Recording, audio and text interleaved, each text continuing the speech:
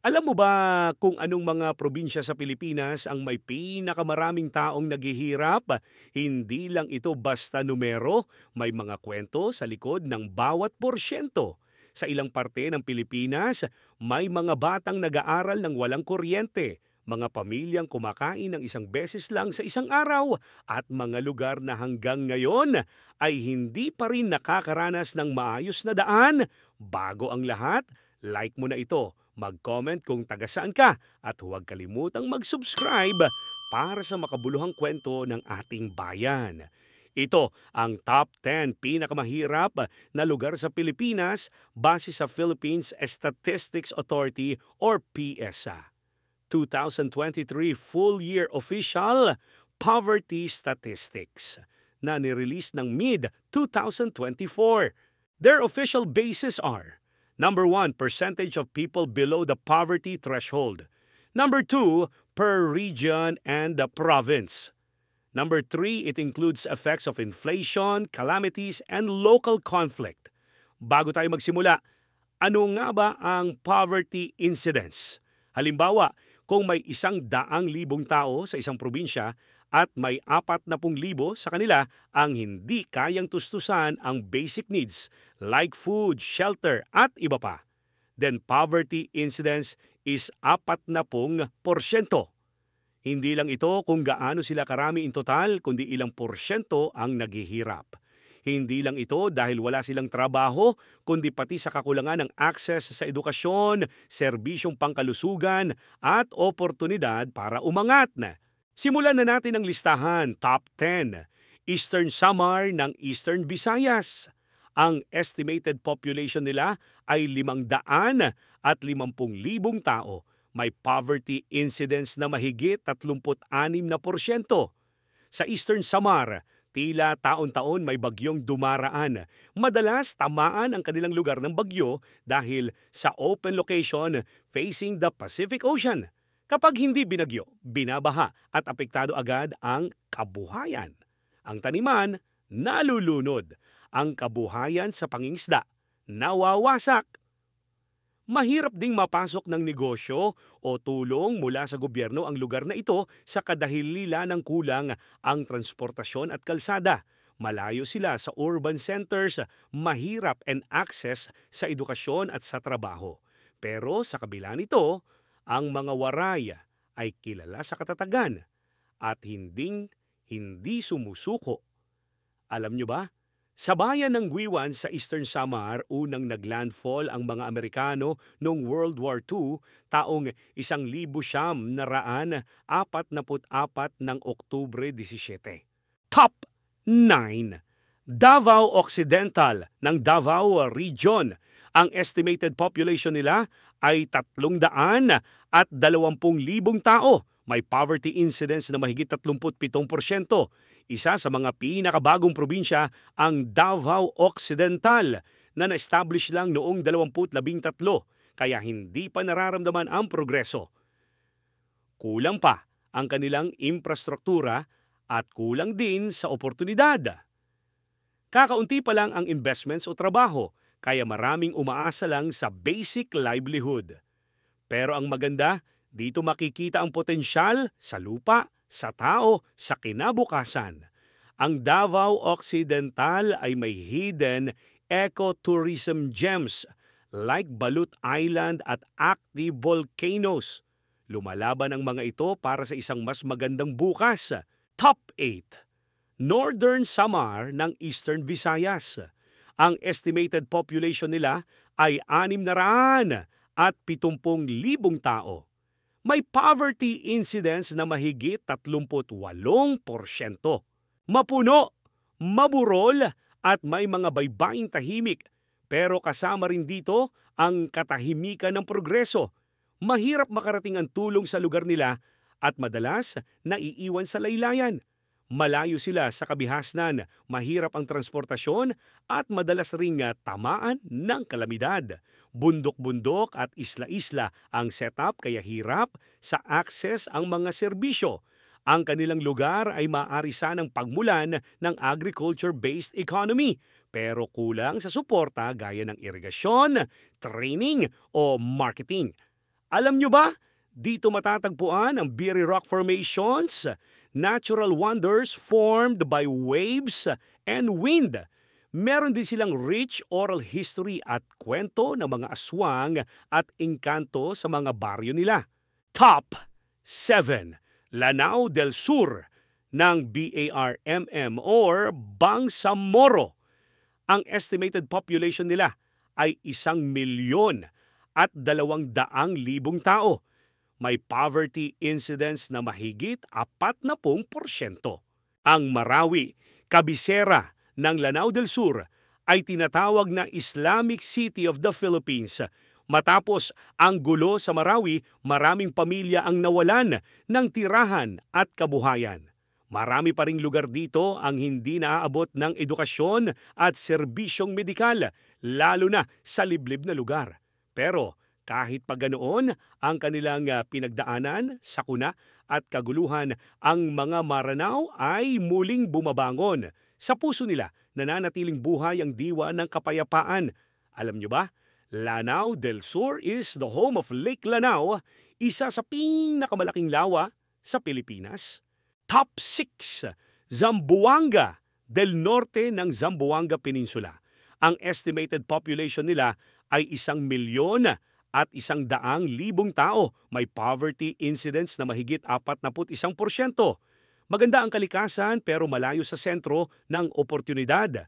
Remote ang mga komunidad kaya madalas hindi naaabot ng mga social programs. Kulang sa access sa health services, edukasyon at matagal ng underdeveloped ang mga bayan. Marami sa kabataan ang lumilipat ng bayan para maghanap ng kinabukasan.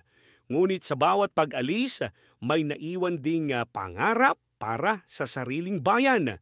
Balang araw sila rin ang magiging pag-asa ng Zamboanga del Norte.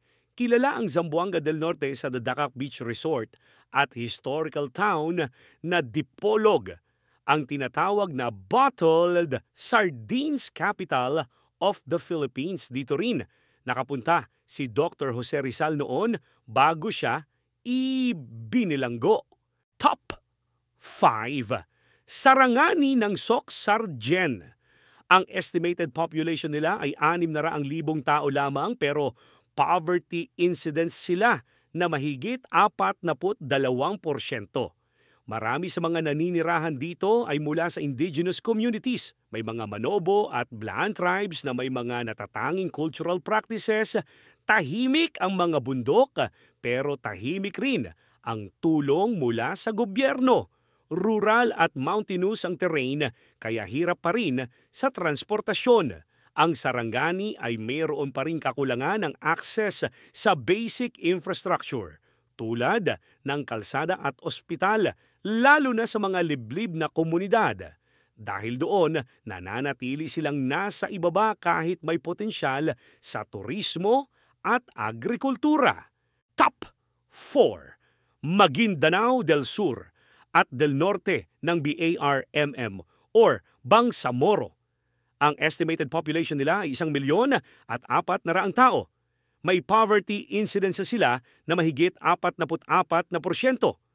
Matagal nang may mga alitan at tensyon sa rehiyong ito. Talamak ang kaguluhan at clan wars na humahad lang sa development dahil dito kulang din ang kanilang lugar sa permanenteng infrastructure at livelihood support. Maraming bata ang hindi nakakatapos ng pag-aaral. Marami ring internal displacement, mga taong napilitang lumikas mula sa komunidad. Pero ngayon, unti-unti nang bumabalik ang katahimikan at sa bawat araw ng kapayapaan may panibagong pag-asa. Alam mo ba, ang salitang Maguindanao ay nangangahulugang mga tao ng kapatagang binabaha dahil dating tirahan ito ng mga naninirahan sa tabi ng Rio Grande de Mindanao, ang pinakamalaking ilog sa Mindanao. Naging trending din ang Maguindanao noong nahati ito sa dalawa taong 2022. Maguindanao del Norte at del Sur. Top 3. Sulu ng BARMM or Bangsamoro. Ang estimated population nila ay 1,000,000 tao at may poverty incidence sila na mahigit 46%. Sulu was once the center of the Sulu Sultanate, one of the most powerful pre-colonial states. May ganda ang Sulu na hindi pa nadidiskubre ng karamihan, pero dahil sa ilang dekada ng kaguluhan, nanatiling nakatago ang potensyal nito. May presensya pa rin ng armed groups, kaya delikado para sa investors at tourist. Dahil sa mga kaguluhan at presence ng insurgent groups, maraming takot pumasok na negosyo. Ngayong unti-unting nagiging ligtas, may pagkakataon na itong muling umangat. Dito matatagpuan ang Pearl Farm ng Sulu kung saan nanggagaling ang ilan sa pinakamahalagang perlas sa mundo. Top 2. Basilan ng BARMM or Bangsamoro. Ang estimated population nila ay 520,000 tao lamang pero poverty incidence sila na mahigit 47%. Matagal nang may takot sa pangalan ng Basilan. Matagal nang may security threats kaya marami sa kabataan ang hindi makapag-aral ng dire-diretso. Isolated islands, conflict zones at kakulangan sa basic infrastructure tulad ng kuryente at tubig. Limited ang access sa healthcare lalo na sa mga malalayong barangay. Despite its reputation, Basilan is home to the Yakan tribe, known for their vibrant weaving and intricate textile patterns. Sa likod ng balita tungkol sa kaguluhan, nandoon ang mga pamilyang nagsusumikap mabuhay ng tahimik. Ang tunay na Basilan, may kabundukan, dagat at puso. Huwag lang tingnan sa nakaraan, tingnan din ang posibilidad ng pagbabago. Top 1. Tawi-Tawi ng BARMM or Bangsamoro.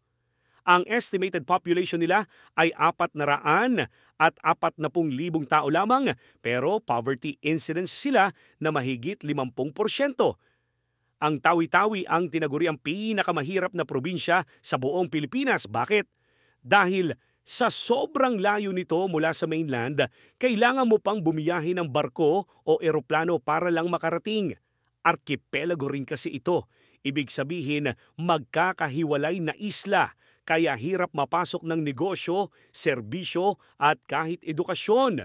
At kahit maraming naninirahan dito ang umaasa sa pangingisda, unti-unti na rin itong naapektuhan ng overfishing at climate change ang lugar. Ang kabuhayan nila nasa bingit ng panganib. Isa ito sa mga pinakamalapit na isla sa Malaysia kaya may cross-border trading na nangyayari. Alam nyo ba ang Sheikh Karimul Makdum Mosque sa Tawi-Tawi ay itinuturing na pinakamatandang mosque sa Pilipinas, built in 1,380. Ngayon, ano kaya ang pwedeng gawin ng ating bansa para matulungan ang mga lugar na katulad nito? Ano-anong proyekto ang naiisip mong ipatupad kung ikaw ang may tsansa? Kung may isang bagay na malinaw, ito ay bunga ng pagmamalasakit. Mga mungkahi hindi lamang para sa gobyerno, kundi para sa bawat Pilipinong naniniwalang hindi natin dapat pabayaan ang mga kapatid nating naiwan sa laylayan.